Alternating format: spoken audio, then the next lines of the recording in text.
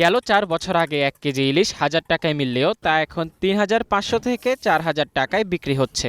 ইলিশ উৎপাদন ব্যাহত হবার ৮টি কারণ চিহ্নিত করা হয়েছে।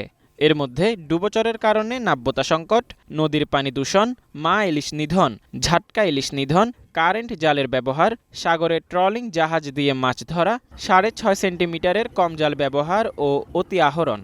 ৩-৪ বছর আগে ভালো মাছ পেয়েছি, এখন তো মাছ নাই কুলি চলে। আগে তো অনেকটাই মাছ পাইতে, এখন তো আগেতে মাছ, এখন মাছের উৎপাদন কম দেয়, এখন কমই। এদিকে চাঁদপুর মৎস্য বণিক সমিতির নেতা বলেন, ইলিশ উৎপাদন কমার কারণগুলো চিহ্নিত করে সরকারকে পরামর্শ দেবে মৎস্যবিজ্ঞানীরা। আপনার এই যে ডুবোচরগুলির কারণে ইলিশের ইকোসিস্টেম ব্যাহত হচ্ছে, ইলিশের স্বাভাবিক জীবনধারা ব্যাহত হচ্ছে, সেটা নিয়ে তো কাজ করতে হবে। শুধু ব্যান পিরিয়ড দিলে তো হবে না, ইলিশের চলাচলের জায়গা থাকতে হবে, হ্যাঁ, বিচরণের জায়গা থাকতে হবে। সেই বিচরণের জায়গা তো আস্তে আস্তে কমে যাচ্ছে।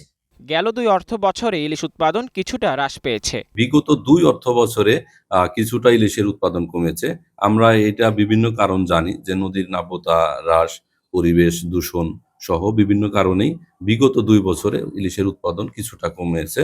তবে আমাদের মা ইলিশ সংরক্ষণ অভিযান, জাটকা অভিযান, বিভিন্ন অভিযান খুব সুন্দরভাবে করা হচ্ছে। চাঁদপুর মৎস্য গবেষণা কর্মকর্তা জানান, দেশে মাছের ১২% চাহিদা মেটায় এই ইলিশ। যে ইলিশের আহরণ যে আপনার কমে যেতে পারে, সেটা কিন্তু একটা অতি আহরণের কারণেও কিন্তু কমে যায়। হ্যাঁ, যে অতি আহরণ করতেছে, আমরা নির্বিচারে ছোট বড় সব ধরতেছি। সুতরাং সার্বিক এই বিষয়গুলো আমাদেরকে বন্ধ করতে হবে, সবার প্রতি এটাই আমাদের আহ্বান। জেলায় নিবন্ধিত জেলের সংখ্যা ৪৫,৬০০ জন সহ খুচরা পাইকারি ব্যবসা জড়িত ২ লক্ষাধিক পরিবার।